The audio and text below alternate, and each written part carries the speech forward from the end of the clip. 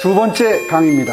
지난 시간에 우리는 진단서를 함께 봤습니다. 매매, 전세, 월세 이 세 가지가 동시에 오르는 역대 최초의 트리플 강세, 그리고 원인은 시장의 탐욕이 아니라 수요는 누르고 공급은 막은 정책 방향이었다는 것, 그리고 그 청구서가 투기꾼이 아니라 청년과 신혼부부, 4050과 1주택자에게 갔다는 것까지 보았습니다. 오답풀이는 지난 시간으로 끝냈습니다. 이제 진단이 맞으면 처방은 복잡하지 않습니다. 오늘은 처방전을 쓰겠습니다. 핵심은 이 세 가지입니다. 첫째, 정비사업 닭공. 둘째, 민간임대 사라지게 두지 말고 돌아오게 만들어달라. 셋째, 세제는 세금 부담에 직면한 시민들을 위해서 편입니다. 그리고 서울시는 무엇을 하고 있는지에 대해서도 말씀드리겠습니다. 칠판에 그래프를 2개 겹쳐 놓았습니다. 위에는 문재인 정부 5년입니다. 6.19 대책부터 6개, 6.27 대책까지 강력한 수요 억제 대책이 나올 때마다 시장은 잠깐씩 진정됐습니다. 그리고 보십시오. 2개월 후에 반등, 3개월 후에 반등, 4개월 후, 6개월 후, 약발은 길어야 반년이었습니다.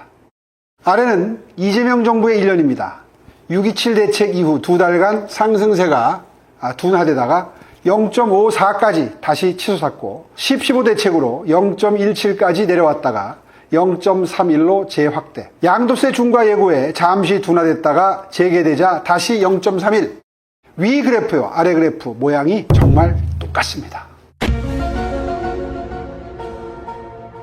이건 이념의 문제가 아닙니다. 5년 더하기 1년, 6회에 걸쳐서 반복된 실험의 기록들입니다. 2번 본 영화는 결말을 압니다. 그래서 결말을 바꾸려면 각본을 바꿔야 합니다. 그래서 처방의 대원칙은 하나입니다. 공급보다는 수요 억제 중심에서 공급 중심으로 정책 기조를 대전환해야 합니다. 오해가 없도록 말씀드립니다. 규제를 다 풀자는 게 아닙니다. 투기는 잡아야죠. 다만 지금 묶여있는 건 투기가 아니라 공급입니다. 규제를 푸는 게 아니라 묶여있는 공급을 푸는 겁니다. 지금부터 처방전 3장을 한 장씩 열어보겠습니다. 처방전 첫 장, 이름부터 붙이겠습니다. 축구에 닥치고 공격이 있다면 부동산에도 닥치고 공급이 있습니다. 왜 민간이냐? 최근 3년간 서울에 준공된 주택을 보면요. 민간이 91.7%, 97.3%, 87.8%, 평균을 내면 약 92%입니다.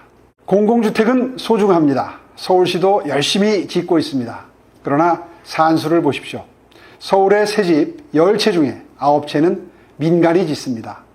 그 9채를 짓는 손을 묶어놓고 공급을 늘리는 방법은 세상에 없습니다. 그래서 공공중심의 규제 완화와 공급 촉진을 민간 정비사업까지 확대하는 것, 이게 닭공의 핵심이어야 합니다. 닭공을 위한 방법은 3가지입니다.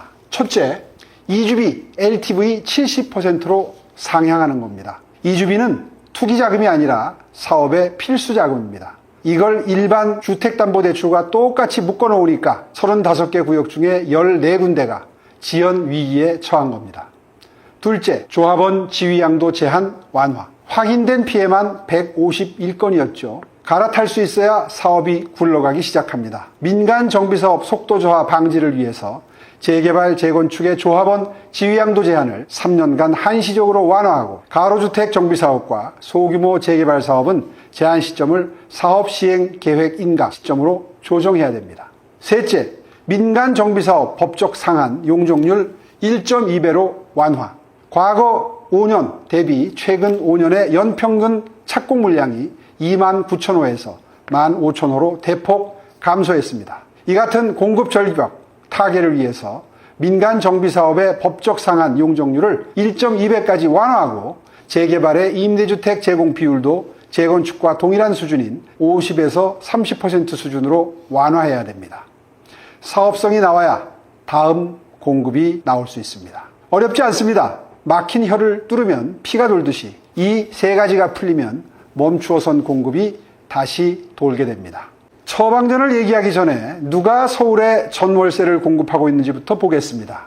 서울의 민간 임대주택은 40만 7천호, 전체 임차주택의 20%, 대략 5집 중에 1집입니다. 대부분이 다세대 같은 D아파트고 이걸 공급하는 임대사업자가 9만 3천 명입니다. 지난 시간에 규칙을 지킨 사람들을 언급했던 것을 기억하실 겁니다. 6년에서 10년 장기 임대, 갱신 5% 이내, 보증보험 전수가입, 이 의무를 지키면서 시세의 절반의 집을 내놓아온 분들입니다. 그런데 정부 규제 강화로 계속 감소만 하고 있는 상황입니다. 민간 임대시장을 정상화하려면 무엇보다 임대사업자를 규제의 대상이 아니라 주택 공급의 주체로 보는 정책의 전환이 필요합니다. 지난 강의 기억하십니까? 저렴한 임대 물량부터 사라진다고 말씀을 드렸었죠. 그 처방은 그 도미노를 거꾸로 세우는 겁니다. 첫째, 매입형 임대사업자 LTV 완화. 그리고 현재 종부세법 시행령에 따르면 매입 임대주택은 종부세 합산 배제 대상이지만 조정 대상 지역 내에서는 합산 배제 적용에서 제외됩니다. 이거 바꿔야 됩니다. 둘째, 기업형 민간 임대사업자 제도를 도입하자는 겁니다. 개인한테만 맡겨놨던 비아파트 임대에 기업이라고 하는 장기적인 공급 주체를 들이자는 겁니다. 저렴한 임대가 사라지는 걸 한탄만 할 게 아니라 들어오는 문을 만들어주자는 겁니다. 실제로 임대사업자의 대부분 물건은 지금 빠르게 공급할 수 있는 비아파트가 대부분이기 때문입니다.